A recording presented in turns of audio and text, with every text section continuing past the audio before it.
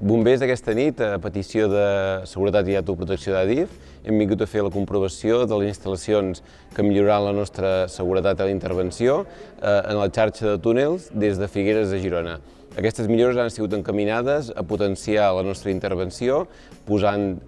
dipòsits a les boques dels túnels, cobertura de xarxa rescat en els túnels de més de 1.000 metres, com també vestíbuls de sobrepressió a les portes per millorar l'evacuació i també la intervenció dels bombers.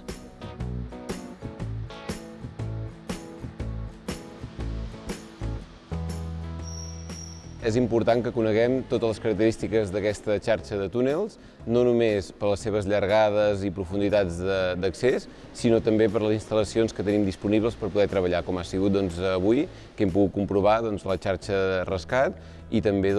totes les vies d'accés, a les portes, a les sortides d'emergència, com també aquestes columnes seques que ens permetran treballar amb aigua a profunditats que no tenim disponible un hidrant a prop.